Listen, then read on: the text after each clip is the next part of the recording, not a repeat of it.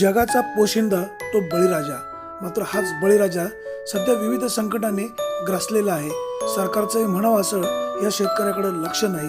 शेतामध्ये पिकवलेल्या पिकाला योग्य बाजारभाव मिळत नाही. सरकारचं शेतामध्ये कोणती पिकं घ्यायची याबाबतचं नियोजन होत नाही. त्यामुळे शेतकरी अधिक संकटामध्ये येऊ लागला आहे. अशाच समस्यांनी ग्रासलेला एक बळीराजा आपली व्यथा मांडतोय. हा बळीराजा नेमका काय म्हणतोय ऐकूया. Bureau report, Vidarbha Times. राधूर गाढवे अरे कोळवाडी तालुका जुन्नर जिल्हा पुणे.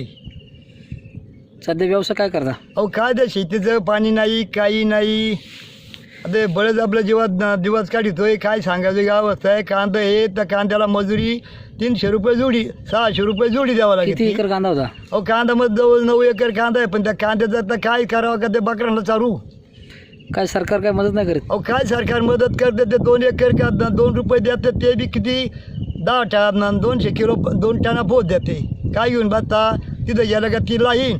हां भांडवली खर्च निघत नाही का? अहो भांडवली खर्च निघेलच कसा. विचार करा 4 रुपयाने व्यापाऱ्याने कांदा दिलाय.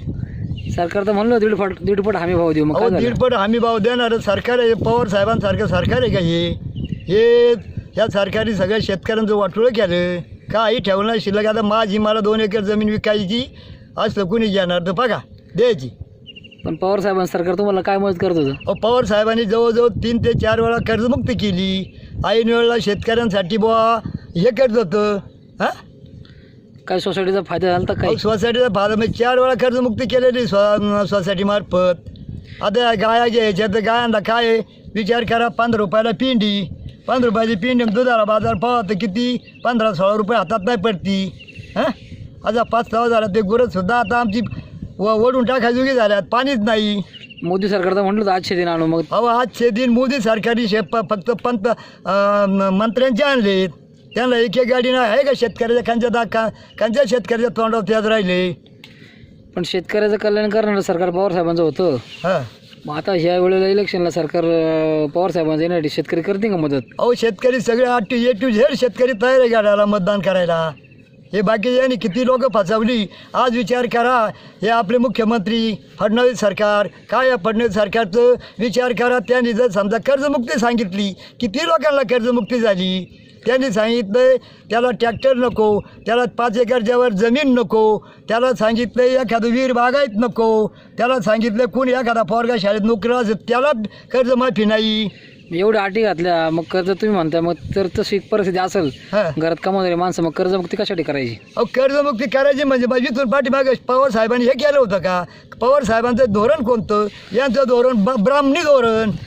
पण तसं पवार साहेबांनी सवय लावली कर्जमाफी असं म्हणतात नाही का? अहो कर्जमाफी पवार साहेबांचं सवय लावली म्हणलं होतं. आत्तापर्यंत जर समजा किती पवार साहेबांच्या काळात किती हे झाल्या आत्महत्या. आणि आता यांच्या काळामध्ये तर मी रोज TV पाहत होतं. अहो 4.5 लाख आत्महत्या झालेल्या आहेत. मोदी सरकारविषयी तुमचं काय मत आहे? सरकार यायला पाहिजे का? सरकार येतं 7 समुद्राच्या पलीकडे नेऊन टाकलं पाहिजे. पण आता कशाला हे फडणवीस सरकारने नुसतं टाळ्या वाजवतं मोठ्याने गजर करावं. साधा माणूस त्याला पंढरपूरच्या यात्रेला सुद्धा जाता आलं का शेतकऱ्यांच्या याच्यामुळं?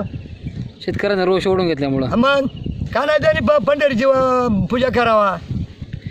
मग आता हे सरकार जर पुन्हा सरकार मोदी साहेबांचं आलं तर शेतकऱ्यांची अवस्था. आणि अहो शेतकऱ्यांची अवस्था मोदी सरकारचं निकाल ऐकूनच शेतकरी भाषा घेतली तिकडे. पण शेतकऱ्यांना आता ते तर म्हणले होते आम्ही तुम्हाला उत्पादन खर्चामध्ये मदत करू, काही तुम्हाला उत्पादन हमी भावामध्ये 1.5 भाव देऊ, विचार करा. शहरी शेततळं देऊ, मागं त्याला तळं देऊ. अहो माग त्याला शेततळं देऊ. मला शरद पवारांनी तळं दिलं 100% अनुदानावर. आणि आत्ताचे तळे किती दिले? 25,000 रुपये, कोणाला 30,000 रुपये, कोणाला 20,000 रुपये. यांनी काय शेतकऱ्यांनी काय पाणी काय का बोतायचं त्या तळ्यानी काय करायचं? शेतकरी आत्महत्या थांबतील का? पण अशी मदत केली अहो शेतकऱ्यांना. मदत करे. शेतकरी सुद्धा पाय उभा केला पाहिजे. त्याला बाजारभाव दिले पाहिजेत. खताचे बाजार कुणी तरकारीचे बाजार काय आहेत? आज विचार करा 4 रुपये किलोने जर कांदा व्यापारी मागवतोय किंवा आता सुद्धा कालवाला फाटा मार्केटला काय बाजार झाला सांगा तुम्ही. तुमच्या मतदारसंघातले खासदार जे होते अहो मतदारसंघातले खासदार त्यांनी केली का मदत काही त्यांनी शेतकऱ्यांसाठी? काही अजिबात केलं नाही. त्यांनी फक्त व्यापारी वर्ग आहेत त्यांच्यासाठी त्यांनी आपलं काय केलं असेल तेवढे खुश केलेत. त्यांच्या शेतकऱ्याला त्याने अनुदान हे केले. मग त्याचे कार्यकर्ते आमच्या कोळवाडीतून किती शेतकरी फाशी घ्यायच्या मापात आले ते सांगा. विचारा खासदारांना म्हणा कशाला गाडी आणता तुमची ताकद त्याला. पण तर असं म्हणतं मग त्यांना 3दा कसं काय लोकांनी निवडून दिलं? अहो 3दा लोकांनी दिलं, मग शहरी लोकांमध्ये त्यांना खायला स्वस्त मिळतं, त्या शहरी लोकांनी त्यांना निवडून दिले. कारण आता शेतकरी सगळा वैतागलेलाच आहे. मग आता हे नवीन निवडणूक आता आली, याच्यामध्ये पवार साहेबांच्या धोरणावरती लोक खुश होऊन साहेबांना अहो मदत पवार करतील. साहेबांनाच मतदान करणार आहेत. किती जरी त्यांनी बळी पाडलं, आता आमदार होते, आमदार घडीत तिकडे भाजपमध्ये, तर घडीत शिवसेनेत. काय आमदार आहे का पाय जाग्यावर? आमदार स्वतः याच्यात त्याचा भाऊ होता पंचायत समितीमध्ये, इथं कोळवाडीच्या मांडोदारामध्ये आला, त्या ठिकाणी म्हणजे राधू काका तुम्ही चला प्रत्येक घरोघरी. आम्ही गेलो प्रत्येक घरोघरी. तो काय करतो, घरोघरी ना तो गोता विचारतो, तो माझा मेवना हा माझा बाचा. त्यांनी सांगितलं कोळवाडीच्या जुन्यावाडीच्या दारामध्ये पाणी सोडायचं साहेब म्हणले. ते म्हणले मतदान झालं का निकालाच्या दुसऱ्या दिवशी माझा भाऊ निवडून येऊ नाही तर नाही येऊ, त्या दिवशी मी कोळवाडीमध्ये दारामध्ये पाणी सोडणार आहे. याला भगवान आता साक्षीदार आहे. तसं झालं नाही का मग? त्याचं पाव तर परत भेटायचं नाही आला, फक्त पिंडाला आणि पाचीला येतोय तो, मैतीला येतो. त्यांनी पण जास्त विकास निधी पण आणलेला आहे ना विकास तालुक्यामध्ये. निधी कुठं आणला? आज विचार करत्या कोळवाडीच्या स्मशानभूमीमध्ये किती लाखाचं शेड बांधले, किती लाख रुपये तिथं त्या बोर्डावर लावले. त्यांनी विचारून पावा तिथं वाचून. म्हणजे प्रत्यक्ष झालेला खर्च वेगळा आणि त्या बोर्डावरला बोर्डावर खर्च आकडा असं आहे किती का? आहे? मग ते मग तो जनतेला फसवतात का असं करून, असं मला आता म्हणायचं का? तुम्हाला प्रत्यक्षात पाया जायचं तर त्याचं व्हॅल्युएशन काढा आणि तो आकडा बघा. आता माझे आमदार आहे ते. मग अशा प्रत्येक बोर्डावर त्यांनी फसवणूक केली का? आता ह्या बोर्डावर मी प्रत्यक्षात दाखवीन. मग बाकीच्या बोर्डाने काय केलं ते बघा तुम्ही. आता मी काय सगळं तालुक्यावर इथं खायची पंचायत आणि कुठे का तुम्ही पाहता त्यांचं बोर्ड.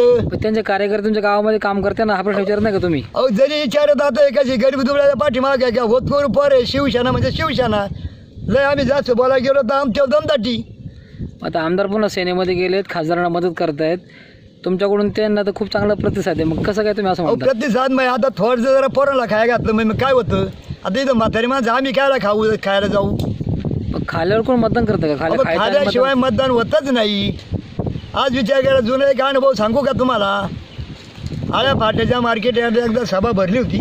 त्या सभेमध्ये काय म्हणले, एक आमच्याकडचा एक उमेदवार उभा होता, तो कोळवाडी ग्रामपंचायतून म्हणले 50 गाड्या प्रचारासाठी येणार त्यात, आणि प्रत्यक्षात किती हिंडल्या असं कोण म्हटलं? कार्यकर्ते सांगत होते सभेला. म्हणजे खोटं सांगून हे करत होते का हा प्रचार? हा. पण ते निवडून पण आले ना त्यावेळेला. अहो कोण आले जे भाजपचे उमेदवार ते आले का पडले. अच्छा, म्हणजे भाजपच्या प्रचारकाराच्या नावाखाली हा तसं काही काम झालं नाही असं म्हणायचं तुम्हाला? हा. मग आता समजा विचार करा, उद्या सुद्धा ते काय करतील, हे 10-5 गाड्या आणतील, पोरं स्वरं भरली का झालं त्यांना दाखवायचं काम. म्हातारी कोतारी पडली कोपऱ्यात.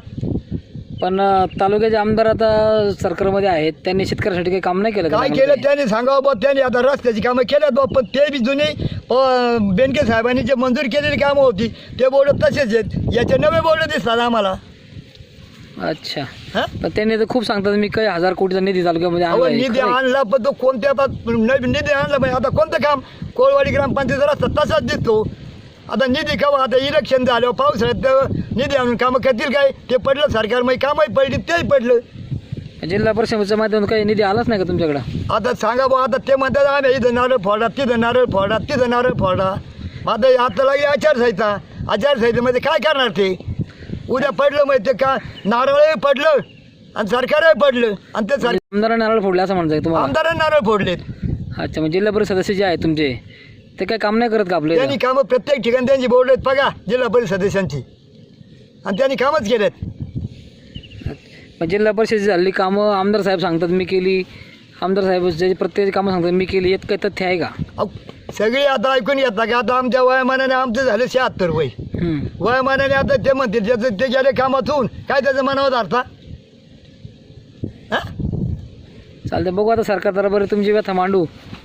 बघा मांडून पाहिजे तर पाहिजे. आता बघाशी बँकेतून बळत झालं निघून, ते म्हणले इथं कर्ज भरलं तर ठीक नाही तर बाबा तुमच्यावर परत आता हे होईल, जप्ती नोटीस येईल. मग कर्जमाफी करीन सरकार, काय काळजी तसं वाटत? कर्जमाफी करणारच नाही. कर्जमाफी आज 5 वर्ष नाचती.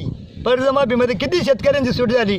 मला दादा फाशी याची वेळ येईल बा, माझ्या 8 लाख रुपये कर्ज आहे, कुठून भरणार आम्ही? आणि त्या कांदा आहे दादा 1000 पिशवी तर मागा 4 रुपयांनी.